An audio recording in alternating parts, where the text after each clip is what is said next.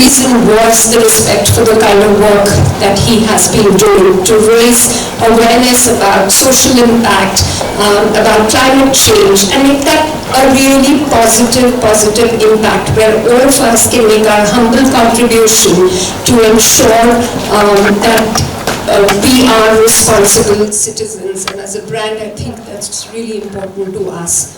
So this was a shared passion, and we wanted to show our solidarity for the causes that he so passionately believes in, works hard to promote, and advocates through his music and through the concerts and performances that he does globally. Today is indeed a historic moment. We are delighted and honored that 𝗖𝗍 chose us to be a partner for this milestone. A milestone not just in his journey, but also for all of us as a brand and as a country. Thank you, 𝗖𝗍, for instilling that faith in us and for ensuring that we continue to be great partners on our journey ahead. You do India proud, you do us proud, and we all wish you many, many glories, and may you continue to shine and make India shine on a global platform. So without much further ado, please, ladies and gentlemen, put your hands together for the one and only 𝗖𝗍.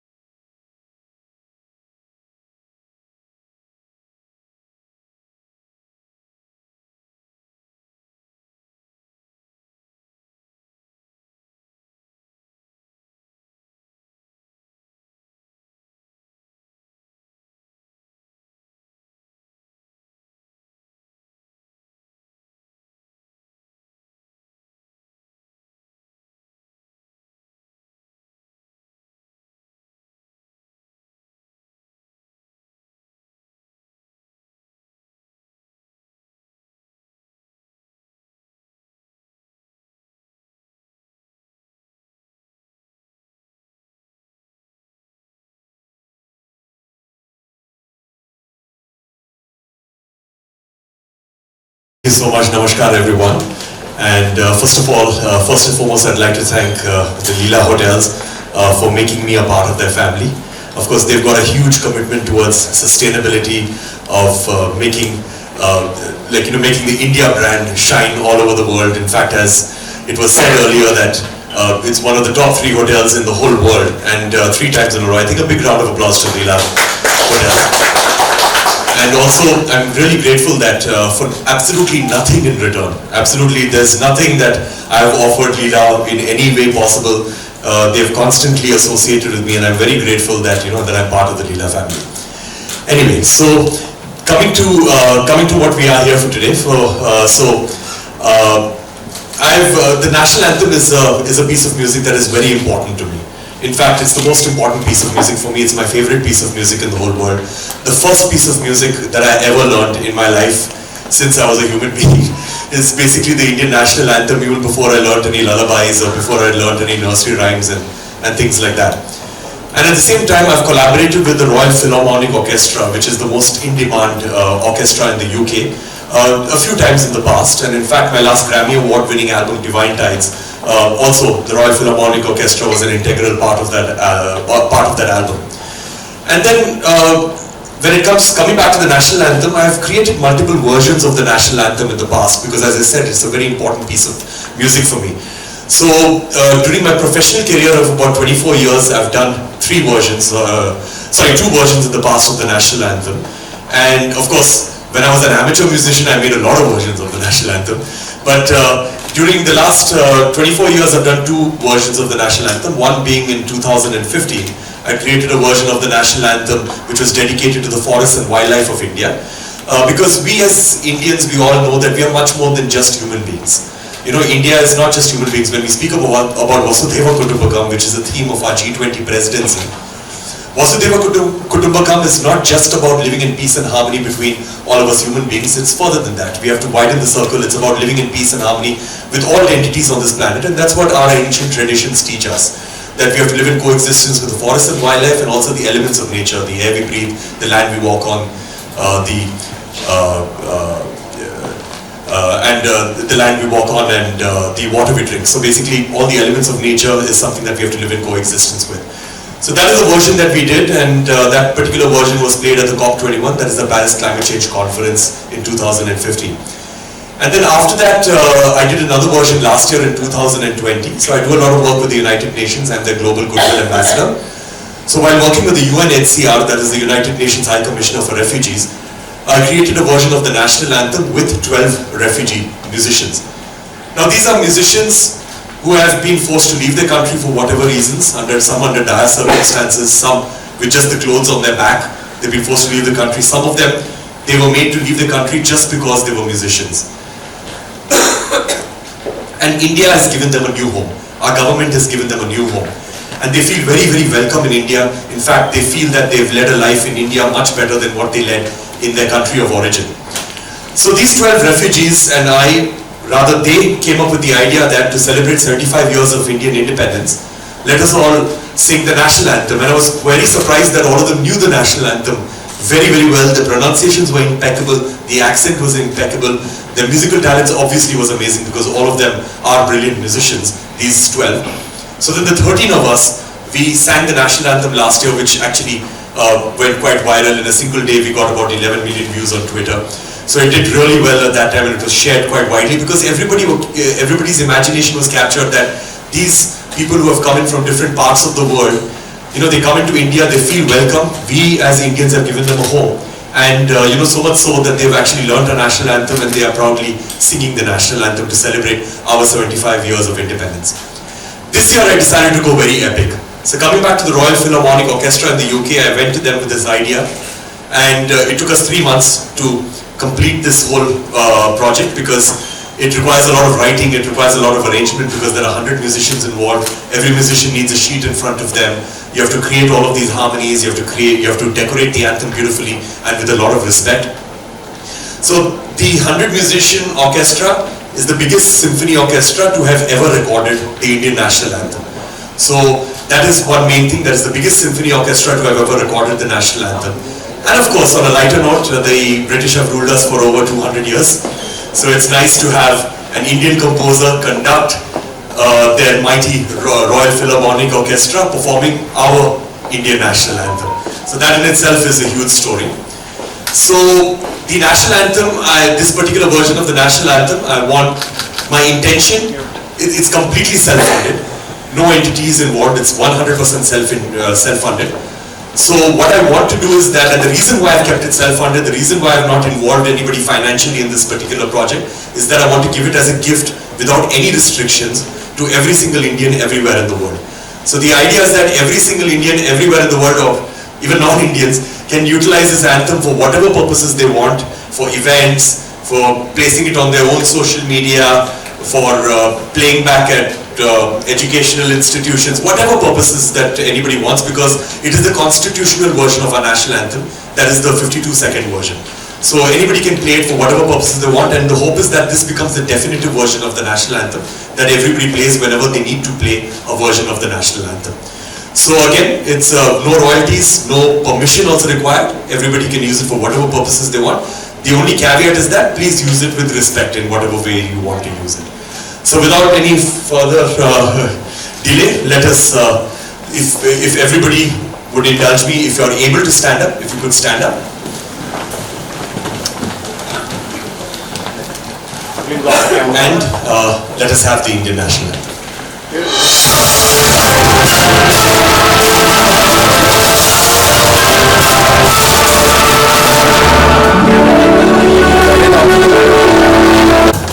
What I forgot to mention is that this was recorded at Abbey Road Studios, which is the most legendary studios on the planet. It's a beautiful studio, large, nice studio.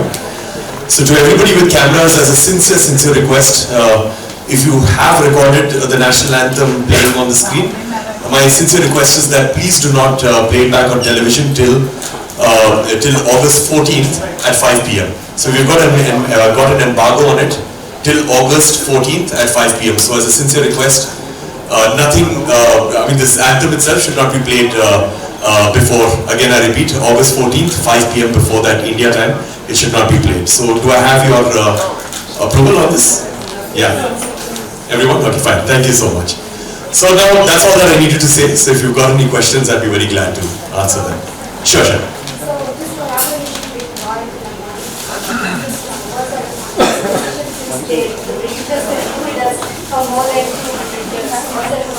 That was an added benefit, but my favorite orchestra in the world is the Royal Philharmonic Orchestra, and a lot of musicians will tell you the same thing, that when it comes to orchestras, the UK orchestras are absolutely amazing. I've recorded with orchestras all over the world, many orchestras all over the world.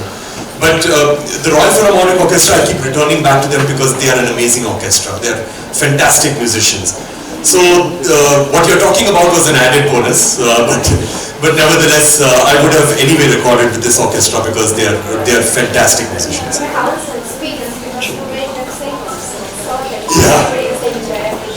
That is amazing. So the pronunciations, they got that perfectly right at the end.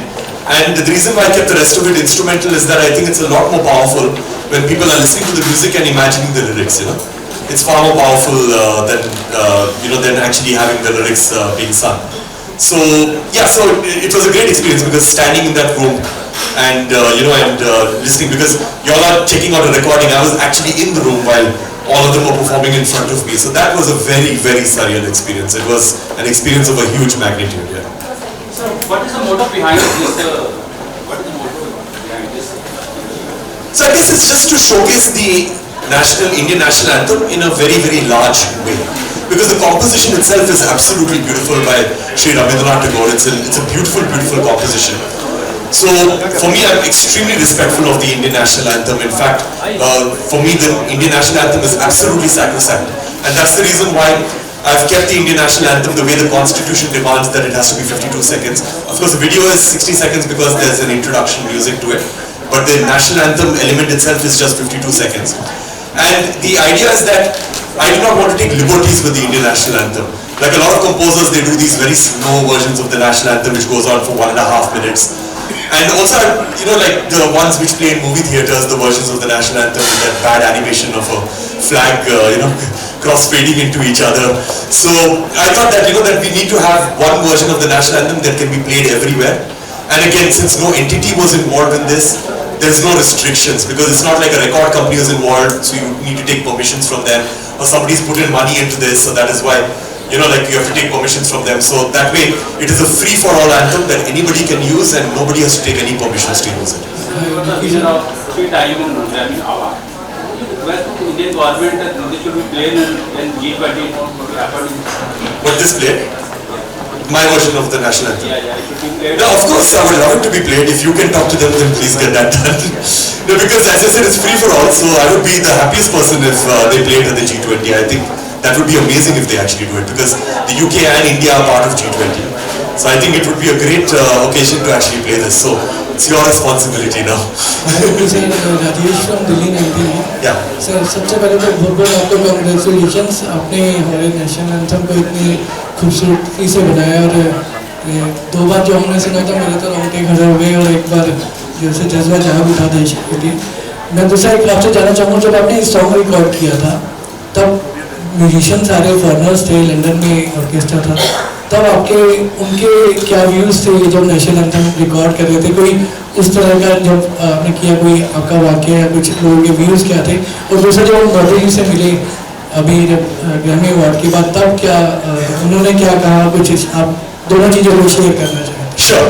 So the first question is that what the orchestra felt, during recording this. The orchestra wanted to give it their best. So before recording with the orchestra, I gave them a speech. And I even told them that, after you people have ruled us for 200 years, this is the best gift that you can give 1.4 billion Indians like me. And they, of course, took it very lightheartedly, and also I could see it in their eyes that they really, really wanted to give their best musicianship for this particular project. And as I said, I've recorded with them in the past, but I've not seen this quality of a recording with the Royal Philharmonic Orchestra, which means that they really wanted us to have a fantastic version of the national anthem, and they gave their everything to it. So they were very happy about it. About 𝗵𝗵, I've met him a bunch of times now. So the first time I met him was in 2015, after I won my first Grammy, and what was supposed to be a 5-minute meeting ended up being an hour-long discussion. Because we started speaking about the environment, we started speaking about climate change, because he was going to be visiting the climate change conference in Paris later that year. And he's the one who actually encouraged me that since I feel so strongly about causes like the environment and positive social impact, he's the one who encouraged me that only make music on this topic, you know, and dedicate your life to it. And then after that, I took that very seriously, and I stopped all forms of music except music that creates positive social impact about the environment and celebrating our country. So that's the only kind of music that I do. Tomorrow, in fact, I've got a concert at 𝗵𝗲 Auditorium, and you'll see in that particular concert that, you know, that these are the topics that I actually make my music on. Then, of course, I recently met him at the state dinner. That was the last time I met him, at the state dinner in France with President Macron. So it was very nice. It was a great experience, because at the dinner it was Prime Minister Modi. Then you had President Macron and me sitting together, so all three of us together, and I could hear the conversations that the two of them were having, and I was also talking with both of them. I was part of those conversations, and to see how much the President of France was respecting our Prime Minister, it gave me goosebumps, you know, to see how much of respect. And President Macron during that conversation kept telling me that in the Louvre, because the dinner was happening in the Louvre, which is the most famous museum in the world, President Macron kept telling me that the last time we had a dinner in the Louvre was in 1957, when the Queen of England had come to France. So that is the last time. So imagine how much they rolled out the red carpet for our country, which is quite amazing. And another anecdote, digressing a little bit. So I'd gone for this event because I do a lot of work with the Brahma Kumaris in Mount Abu. Done a few concerts for them, composed some music for them, because I love what they do. So they were opening a new multi-speciality hospital, or rather inaugurating a new multi-speciality hospital about 2 or 3 months back, and I'd gone to Mount Abu to attend the function. I was not on stage, I was sitting in the front row, but the front row was 40 feet away from the stage. So people who were on the stage could barely see anybody sitting in the front row, you know, it was so far away. Prime Minister Modi had come for that inauguration, and he inaugurated it. After he finished the inauguration, he waved out to the audience. And then what appeared to be, he looked at me and he waved out, but I did not wave back, because I thought that, you know, obviously he can't see me from so far away. Two months later, when I met him at Paris for this particular state dinner, he catches my hand and he's like, "मैं Mount Abu में था, मैंने आपको wave किया, आपने वापस wave क्यों नहीं किया?" And then I'm like, wow, you know, I did not even imagine you could see me from there, you know. So that is the kind of person he is, and that's the kind of relationship that we share, and I'm very, very glad for that.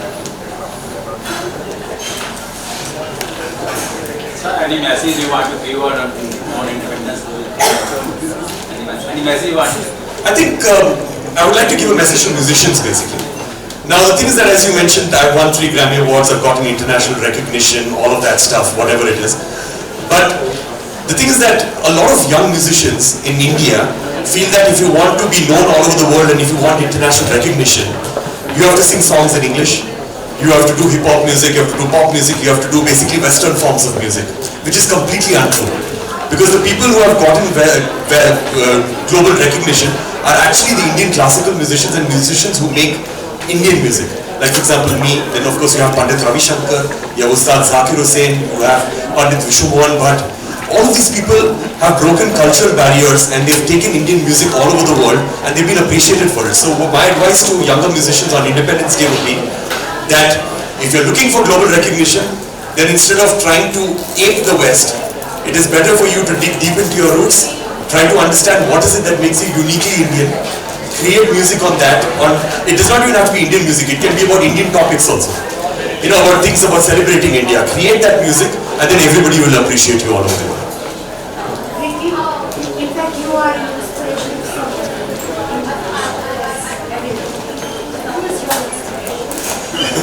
I have a lot of inspirations. So for the music world, of course, I've mentioned his name just now. Pandit 𝗵𝗵𝗃 is one of my greatest inspirations. Not just about how he, not just his music, because his music is absolutely brilliant, there's no two ways about it. one of the greatest musicians to ever walked our planet. But at the same time about how he led his life. You know, that how he broke cultural barriers, how he reached, how he made the sitar popular all over the world, all of that stuff. So Pandit Ravishankar is a huge inspiration on me. Then of course there are lots of other musicians also who inspired me, like Peter Gabriel, because of the way he would do collaborations from all over the world. Then of course one of my biggest inspirations in my whole life was Stuart Copeland, who I've gotten the opportunity to now do 2 albums with. So that is, so these are my inspirations. Well, nobody were musicians in my family.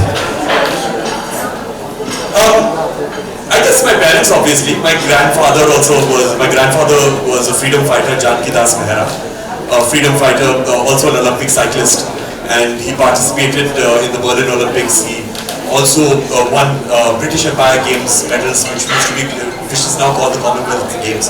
He's won gold medals at the British Empire Games. A very, very amazing gentleman, 𝗙𝗵𝗲𝗵𝗶. So he was an inspiration in the sense that I was very close with him, number one. And number two is that he taught me to excel at whatever I do. So I guess that rubbed off on me.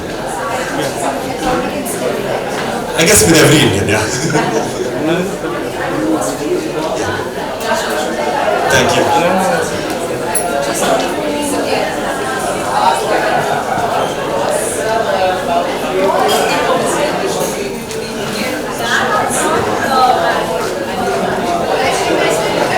India actually does not have a symphony orchestra, and that is something that I'm hoping to change.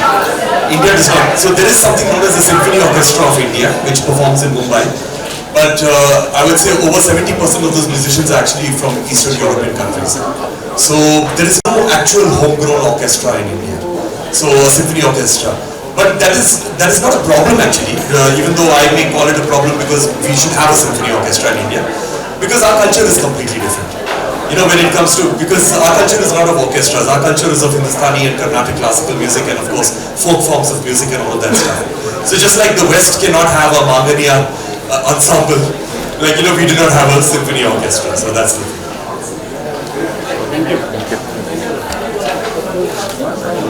I've already actually done a version of 𝗂𝗵𝗶𝗏 in the past, but I will continue doing that. I'll continue doing versions of these songs and doing something, doing amazing stuff with Indian compositions and traditional Indian compositions.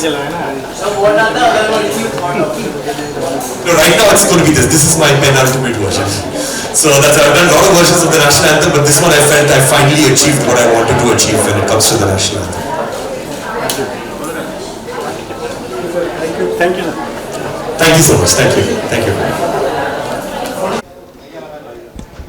Sir जानना चाहेंगे sir आपने जो नया आप बनाया है इसके लिए सबसे पहले तो बहुत बहुत आपको बधाई। Thank you. देशवासियों की तरफ से 15 अगस्त भी नज़दीक है, तो क्या आपके मन में जहन में आता है इसको लेकर कि जब ये लोग सुनेंगे तो किस तरह से लेंगे, और आपको बेसिकली कितनी एक्साइटेड है इसके लिए आप? I'm extremely excited about this particular version of the national anthem. I wanted to create an epic version of our Indian national anthem, a huge version of our anthem. The national anthem for me is a very, very important piece of music.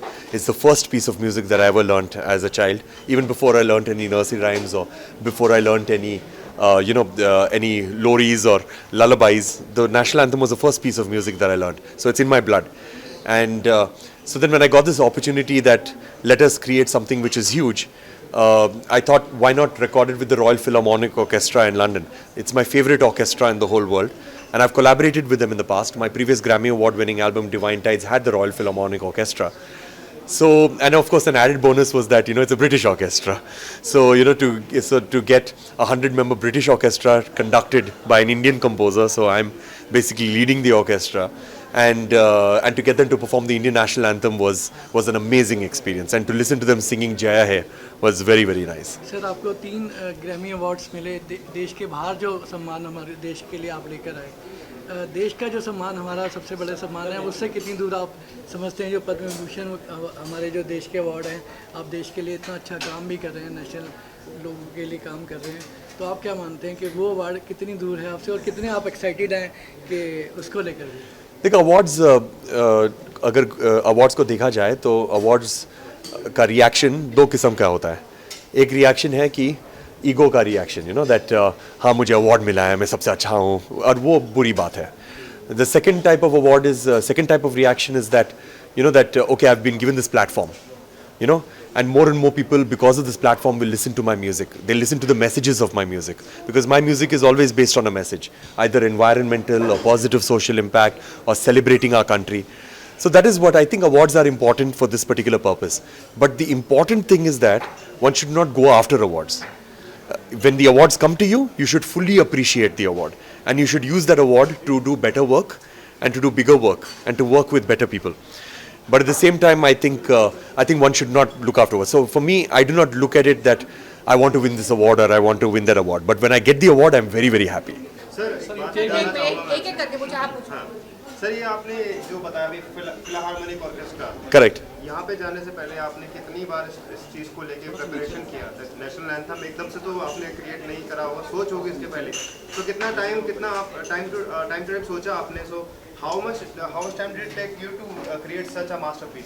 तो मुझे अब 3 महीने लगे ये national anthem को version को create करने के लिए, क्योंकि 100 म्यूजिशियन है, हर म्यूजिशियन को कुछ बजाना पड़ेगा, राइट? तो वो लिखना पड़ता है और वो म्यूजिशियन को देना पड़ता है और थोड़ा एक्सपेरिमेंट करना पड़ता है कि सब लोग साथ में अगर बजाएंगे तो पूरा अच्छा सुनने को मिलेगा कि नहीं। और आपने तो सुना प्रीव्यू नेशनल एंथम का, आपने देखा कि स्टार्ट होता है बहुत बड़ी तरह से, फिर कम हो जाता है, फिर कम हो जाता है, फिर वापस बड़ा हो जाता है। तो ये डायनामिक्स है ये नेशनल एंथम के वर्जन में, कि कभी कभी बड़ा होता है, कभी कभी छोटा हो जाता है, फिर बड़ा हो जाता है।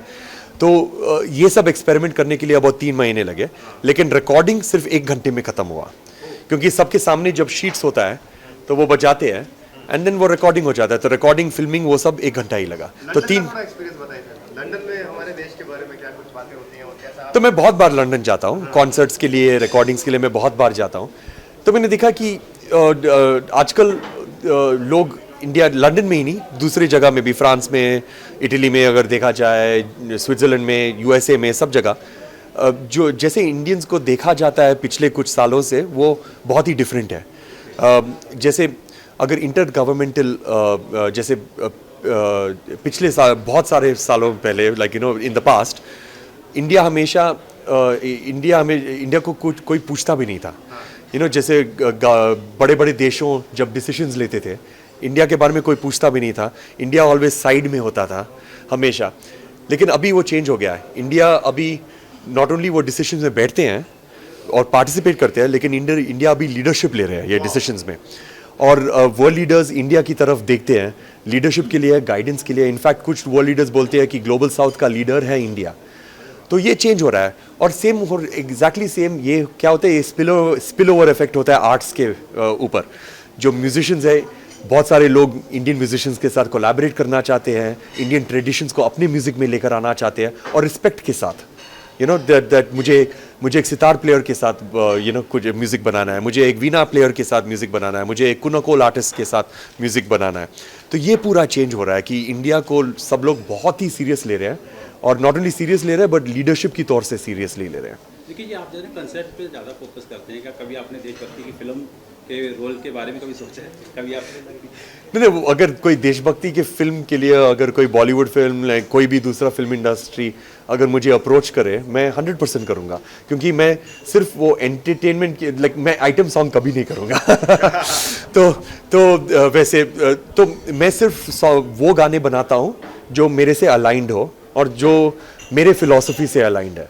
तो वो बहुत ही इंपॉर्टेंट है। मैं वो ऐसे गाने नहीं करूँगा जो एक डायरेक्टर बोलेगा कि हीरो ने हीरोइन से कुछ बोलना चाहा तो इस पर एक सिचुएशन में गाना बनाओ, नहीं तो 5 विलन है, वो बार में जाते हैं, वहाँ पर एक लड़की नाच रही है, उस पर गाना बनाओ। वो वैसे गाने में बिल्कुल नहीं बनाऊँगा। अगर पूरा अलाइनमेंट है कि ये आइदर देशभक्ति के लिए है, नहीं तो एनवायरनमेंट पर है, कोई सोशल कॉज पर हो, मैं 100% सब कुछ काम छोड़ के मैं करूँगा। इंडिया में आई थिंक A.R. रहमान 100%।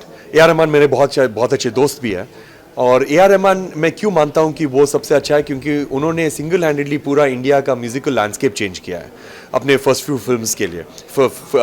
और एवरी सिंगल कंपोजर, मैं बोलता हूँ every single composer, every single singer in India today has been influenced by A.R. Rahman in some way. और जो बोलते हैं कि हमें A.R. रहमान का बिल्कुल भी इन्फ्लुएंस नहीं, वो झूठ बोल रहे हैं, क्योंकि A.R. रहमान का कुछ इन्फ्लुएंस है सब पर। सर एक लास्ट सवाल है सर, आजकल मैंने हनी सिंह हो गया या रैपर आर्टिस्ट Yeah. हो गए, दे ऑलवेज सेज कि ग्रैमी ले आएंगे, ग्रैमी ले आएंगे। आप तो 3-3 ग्रैमी तो आपको सर इतने हम्बल हैं, तो कैसा लगता है सर ग्रैमी हाथ में आने के बाद कैसा फील होता है? 3 बार आप नहीं, बहुत ही अच्छा लगता है, बहुत ही अच्छा लगता है, क्योंकि मेरे काम के लिए बहुत ही मोटिवेशन देता है। और जैसे मैंने कहा, हर एक ग्रामी के वजह से मेरी मैसेज जो एनवायरनमेंट पर है, सोशल कॉजेज़ पर है, उनको बड़ा प्लेटफॉर्म मिलता है। तो मैं बहुत ही आभारी हूँ और हर एक ग्रामी अवार्ड मेरा देश के लिए डेडिकेट है। लास्ट में सर कितने एक्साइटेड हैं आप इसके बाद, और कोई नए प्रोजेक्ट जो देश के लिए लाने में आप चाहते हैं मैं लेकर आऊं? न, क्या बहुत बड़ी गलती जो लोग करते हैं कि प्रोजेक्ट ख़त्म करते ही वो दूसरे प्रोजेक्ट के बारे में सोचते हैं, और जैसे ही आप दूसरे प्रोजेक्ट के बारे में सोचो वो पिछला प्रोजेक्ट मर जाता है। तो मैं ना सिर्फ इसी प्रोजेक्ट को प्रमोट करूंगा थोड़ी देर तक, फिर मैं सोचूंगा कि क्या बाद में करेंगे। Thank you so much.